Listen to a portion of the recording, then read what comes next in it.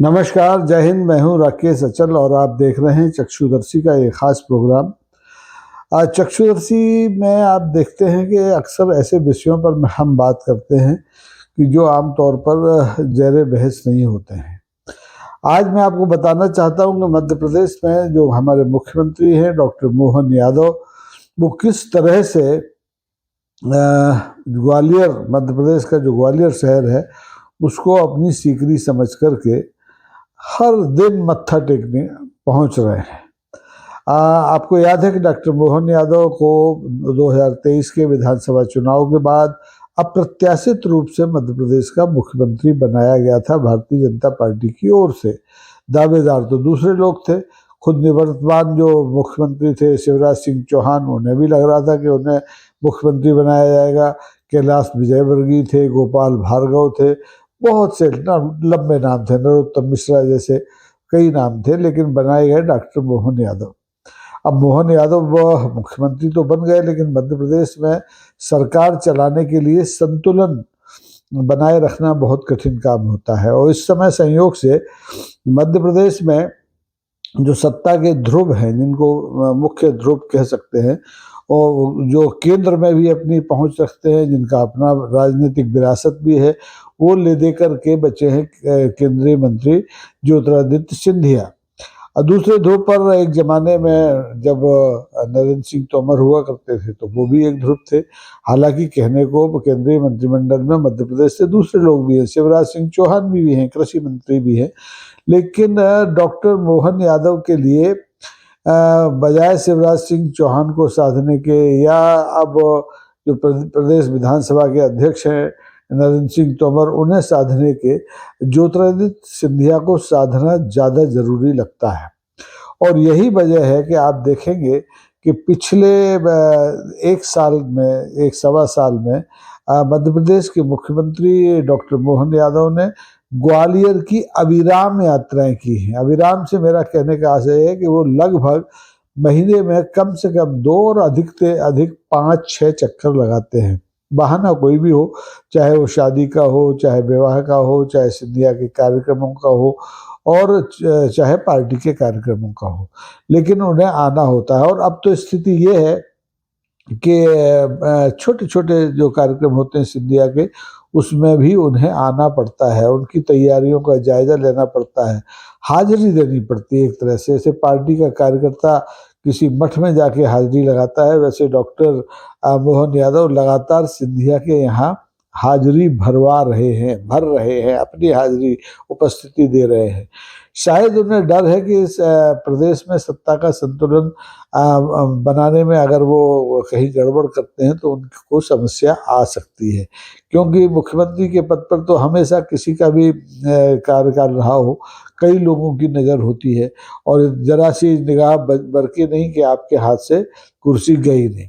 तो आज की तारीख में जो भारतीय जनता पार्टी की संगठनात्मक स्थिति है, उसमें डॉक्टर मोहन यादव की नज़र में शायद ज्योतिरादित्य सिंधिया सबसे मजबूत पायदान है, जिसको पकड़ करके वो अपनी कुर्सी को बरकरार रख सकते हैं।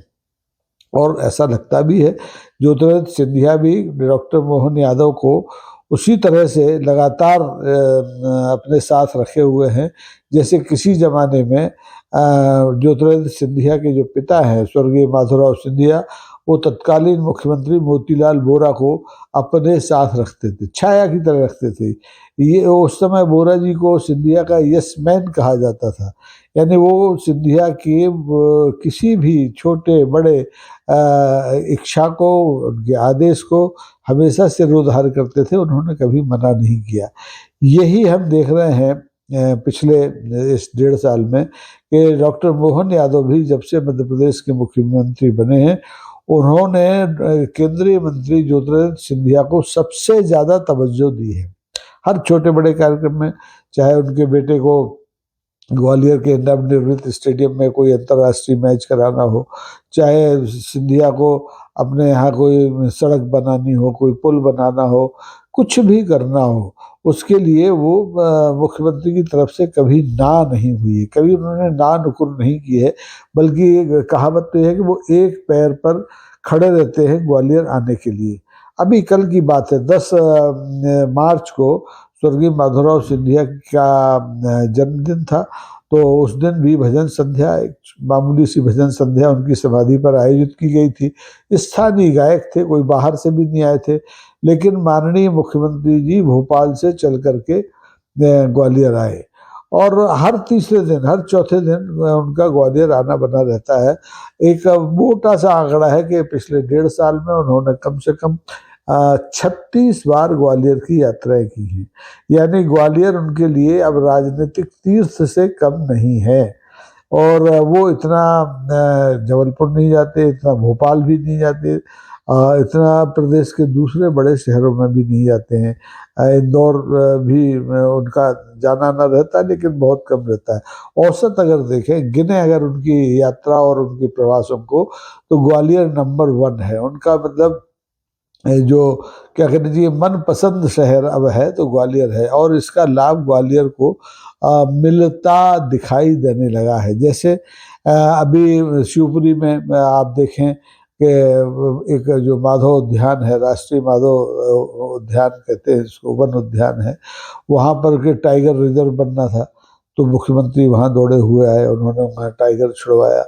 और ग्वालियर में एलिवेटेड रोड बनना है, या कहीं से पुल बनना है, या किले को इंडिगो एयरलाइंस को ठेके पे देना है, तो इन सब कार्यों में मुख्यमंत्री सिंधिया जी के कंधे से कंधा लगा करके सक्रिय दिखाई दे रहे हैं। और इस मुख्यमंत्री की सक्रियता से पार्टी का, भारतीय जनता पार्टी का जो कोर वर्कर है, जो कोर नेता है, वो बड़ा परेशान है। क्योंकि अभी तक वो महल के चक्कर लगाने से बचता था। नरेंद्र सिंह तोमर जब तक केंद्र में मंत्री थे तो एक दो बराबर के ध्रुव थे। आधे जो संगठन से जुड़े मूल कार्यकर्ता थे वो नरेंद्र सिंह तोमर के यहाँ जाते थे, और जो सिंधिया के साथ आए हुए कांग्रेसी थे वो सिंधिया के यहाँ जाया करते थे। लेकिन अब भाजपा के जो मूल कार्यकर्ता हैं, नेता हैं, उनको भी सिंधिया के यहाँ हाजिरी बजानी पड़ रही है। ऐसे लोगों में जैसे जयभान सिंह पवैया है, पूर्व मंत्री, उनको हाजिरी लगानी पड़ रही है। जैसे डॉक्टर नरोत्तम मिश्रा हैं, उनको हाजिरी लगानी पड़ रही है। यानी केवल नरेंद्र सिंह तोमर को छोड़ दिया जाए, नरेंद्र सिंह तोमर बचते हैं सिंधिया के यहाँ जाने से, या सिंधिया के कार्यक्रमों में शामिल होने से। और इसका सबसे बड़ा उदाहरण ये है कि ग्वालियर का ऐतिहासिक जो व्यापार मेला है, जो करीबन 120 साल पुराना हो गया है, इस बार ना उसका उद्घाटन हुआ और ना उसका समापन हुआ। मेला लगा, मेला कब लगा कब बंद हो गया किसी को नहीं मालूम, लेकिन उसमें चूंकि रुचि सिंधिया लेते तो तोमर नहीं आते, तोमर लेते तो सिंधिया नहीं आते। तो इसलिए तरह से ग्वालियर को एक महत्वपूर्ण आयोजन की गरिमा बचाए रखने में असफलता हाथ लगी है। लेकिन ये तो चलता ही रहता है। पहले शिवराज सिंह चौहान के ज़माने में परिस्थितियां दूसरी थी। शिवराज सिंह चौहान ग्वालियर आते थे, लेकिन सिंधिया के कहने पर कम, नरेंद्र सिंह तोमर के कहने पर ज़्यादा आते थे। अब स्थितियां उल्टी हो गई हैं। मुख्यमंत्री जो आज के हैं डॉक्टर मोहन यादव, वो सिंधिया के इशारे पर भागे चले जाते हैं भोपाल से। उनके लिए सरकारी विमान स्कूटर की तरह है।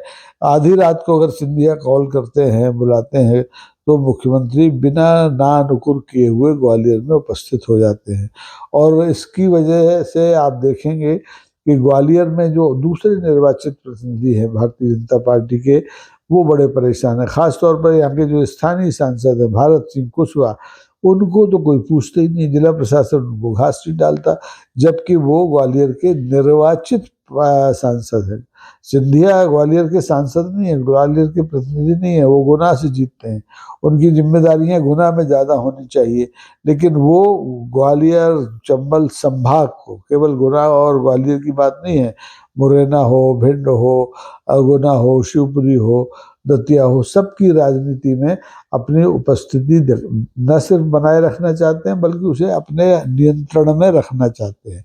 उसकी वजह से ये हुआ है कि भारतीय जनता पार्टी के कार्यकर्ताओं में भयंकर असंतोष है, क्योंकि बड़े मुश्किलों से वो जिस महल से आज़ाद हुए थे, उसी महल में उन्हें दोबारा से हाजिरी लगाने के लिए मजबूर किया जा रहा है। हालांकि ज्योतिरादित्य सिंधिया ने भारतीय जनता पार्टी में आने के बाद अपने आप को बहुत बदला है। वो महाराज हैं, लेकिन महाराज बने हुए हैं, अभी भी बने हुए हैं, लेकिन वो अक्सर कोशिश करते हैं कि वो भारतीय जनता पार्टी के आम कार्यकर्ता दिखें। वो उन्होंने बहुत कोशिश की अपने आप को तब्दील करने की, लेकिन फिर भी भारतीय जनता पार्टी का जो असली कार्यकर्ता है वो उन्हें अपना नेता मानने के लिए मन से तैयार नहीं है। जबकि आपने देखा कि पिछले दिनों ज्योतिरादित्य सिंधिया, पूर्व मुख्यमंत्री और केंद्रीय कृषि मंत्री शिवराज सिंह चौहान के बेटे की शादी में एक तरह से अर्ध नृत्य करते दिखाई दिए, तालियां पीटते दिखाई दिए। ऐसा पहले कभी नहीं हुआ। किसी ने माधवराव सिंधिया, जो ज्योतिरादित्य सिंधिया के पिता थे, उन्हें इस तरह से सार्वजनिक जीवन में सामान्यीकरण करते हुए अपना नहीं देखा। हालांकि वो भी लोकपथ, राजपथ से लोकपथ की ओर आने वाले सिंधिया परिवार के सदस्य थे। राजपथ छोड़कर लोकपथ की ओर आने का श्री गणेश सिंधिया परिवार में जो अंतिम राजमाता थी वैध रूप से वो विजया राजे सिंधिया थी। उन्होंने कोशिश की थी कि महल की वैभव को त्याग करके एक आम नागरिक की तरह लोगों के बीच जाया जाए, उनकी सेवा की जाए। उस लीक पर चलते हुए माधवराव सिंधिया ने 3 दशक तक भारतीय राजनीति में एक छत्र अपनी पहचान बनाए रखी, लेकिन उन्होंने अपनी गरिमा से कभी कोई समझौता नहीं किया। यही बात ज्योतिरादित्य सिंधिया के साथ है कि वो जब तक कांग्रेस में थे महाराज थे, लेकिन भारतीय जनता पार्टी में वो महाराज होने के साथ साथ भारतीय जनता पार्टी के एक साधारण कार्यकर्ता भी हैं। उन्हें हमेशा मंच पर बैठने की लत है, आदत है, और उन्हें लगता है कि उनका नैसर्गिक अधिकार है।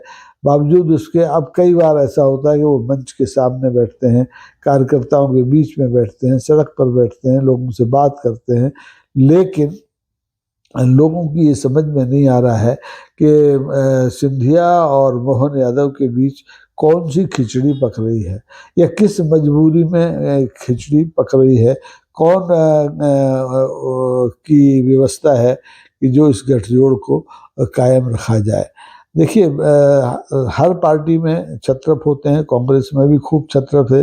अपने ज़माने में दिग्विजय सिंह हैं, कमलनाथ हैं, सुरेश पचौरी थे, माधवराव सिंधिया थे, वोरा जी थे, अर्जुन सिंह थे। तो ये छत्रप तो रहते हैं, लेकिन छत्रप किसी सत्ता प्रतिष्ठान को अपनी मुट्ठी में कर ले, अपने इशारों पर नचाने लगे, ये कम होता है। इस मामले में मैं मानता हूँ कि तमाम प्रतिरोध विरोध के बावजूद सिंधिया परिवार के लोग बहुत ही खुश नसीब हैं। जैसे माधवराव सिंधिया को उनका तकरार खूब रहा, अर्जुन सिंह से रहा, दिग्विजय सिंह से रहा मुख्यमंत्री के रूप में जब ये लोग थे, लेकिन उन्होंने कभी कंप्रोमाइज नहीं किया, और उन्हें जब मौका मिला तो उन्होंने मोतीलाल वोरा को मुख्यमंत्री बनाया और उन्हें अपने इशारे पर नचाया भी। भारतीय जनता पार्टी की सरकार में शिवराज सिंह चौहान को सत्ता में वापस लाने में ज्योतिरादित्य सिंधिया की भूमिका सबको मालूम है कि उन्होंने कांग्रेस पार्टी तोड़ी, दल बदल किया, अपने समर्थकों के साथ भाजपा में आए। बावजूद शिवराज सिंह चौहान ज्योतिरादित्य सिंधिया के लिए उतना कुछ नहीं कर पाए जितना कि उनसे अपेक्षा की गई थी। लेकिन उन्होंने भी खूब मदद की। जैसे सिंधिया नहीं चाहते थे कि ग्वालियर फोर्ट पर, ग्वालियर किले पर रोपवे बने, तो नहीं बना, उन्होंने नहीं बनने दिया। उन्होंने उस काम को कभी प्रोत्साहित किया ही नहीं। लेकिन जैसे सिंधिया चाहते थे कि ग्वालियर फोर्ट की तमाम सारी ज़मीन उनके एजुकेशनल ट्रस्ट को, सिंधिया स्कूल को चलाने के लिए मिल जाए, उन्हें आसानी से मिल गई। तो उनके तमाम सारे जो भूमि प्रकरण थे, राजस्व प्रकरण थे, वो आसानी से निपटा दिए गए। शिवराज सिंह चौहान के ज़माने में भी निपटे, और अब डॉक्टर मोहन यादव के ज़माने में तो वो तुरंत फुरत निपट रहे हैं। तो इससे सिंधिया खुश हैं, उससे मोहन यादव खुश हैं। अब कार्यकर्ता नाखुश हैं तो कार्यकर्ताओं की खुशी की परवाह करता कौन है। अब तो ऊपर से सब प्रक्षेपित नेता होते हैं। अब सिंधिया का भाव क्यों बढ़ा, ये आपको जानना बहुत जरूरी है। दरअसल सिंधिया जब भारतीय जनता पार्टी में प्रवेश किए थे, आपको याद हो, तो उन्हें जेपी नड्डा साहब ने पार्टी में प्रवेश दिलाया था। लेकिन उनकी हैसियत अचानक तब बढ़ी जब प्रधानमंत्री माननीय नरेंद्र मोदी ग्वालियर आए, सिंधिया स्कूल के कार्यक्रम में गए, और उन्होंने अघोषित रूप से सिंधिया को अपना दामाद घोषित कर दिया, क्योंकि सिंधिया ज्योतिरादित्य की जो ससुराल है गुजरात के बड़ोदरा में है। तो इस सार्वजनिक स्वीकारोक्ति के बाद भारतीय जनता पार्टी के तमाम नेताओं कार्यकर्ताओं, यहाँ तक कि मुख्यमंत्री डॉक्टर मोहन यादव को भी लगने लगा कि सिंधिया को साथ रखे बिना भविष्य की राजनीति करना संभव नहीं है। और ये प्रमाणित भी हो रहा है, क्योंकि सिंधिया के बारे में जो लोक कहावत है हमारे यहाँ बुंदेलखंड में कि मरा हाथी भी 1.25 लाख का होता है। यानी कि अब ठीक है, रियासतें नहीं है, सबका विलीनीकरण आज़ादी के पहले और आज़ादी के बाद हो चुका था, प्रवी वर्ष बंद हो गए थे, उनके सारे खिताब और ये सब छीन लिए गए थे। बावजूद सिंधिया राजनीति में, सिंधिया परिवार अपना अस्तित्व बनाए हुए है। भारतीय जनता पार्टी में भी आप देखिए, ज्योतिरादित्य सिंधिया की दादी विजया राजे सिंधिया, उनके पिताजी की मामी माया सिंह, और खुद उनकी बुआ यशोधरा राजे, वसुंधरा राजे, ये सब भारतीय जनता पार्टी में रही हैं। और कांग्रेस में माधवराव सिंधिया अकेले थे। माधवराव सिंधिया के निधन के बाद 20 साल तक ज्योतिरादित्य सिंधिया ने भी कांग्रेस के मंच पर खड़े होकर के भारतीय जनता पार्टी को ठीक वैसे ही लताड़ा जैसे कि एक आम कांग्रेसी लताड़ता है, सांप्रदायिक कह के और उनको संकीर्ण कह के। लेकिन आज उल्टा हो रहा है। आज ज्योतिरादित्य सिंधिया भाजपा के मंच पर खड़े होकर के कांग्रेस के लिए, कांग्रेस के नेताओं के लिए, राहुल गांधी के लिए, प्रियंका गांधी के लिए, सोनिया गांधी के लिए जो कुछ बुरा से बुरा कह सकते हैं वो कहते हैं। तो इससे डॉक्टर मोहन यादव को लगता है कि सिंधिया में बला की ताकत है और उनकी पहुंच ऊपर तक है। तो जिसकी पहुंच ऊपर तक होती है उसे नीचे के लोग वैसे ही आप देखें कि मुजरा करते हैं, तो डॉक्टर मोहन यादव भी मुजरा कर रहे हैं। डॉक्टर मोहन यादव का महल के सामने ये मुजरा क्या रंग लाएगा, इस पर हम सबको नज़र रखना चाहिए, आपको भी और मुझे भी। आज के लिए बस इतना ही। अगर आपको आज का ये किस्सा, आज का ये एपिसोड पसंद आया है तो इसे कृपा करके लाइक कीजिए, कंजूसी मत कीजिए, इसे शेयर कीजिए अपने मित्रों में, अपने समूहों में, और इसे अगर संभव है तो सब्सक्राइब भी कीजिए, क्योंकि इस तरह के विषयों पर लोग खुलकर नहीं बोलते हैं।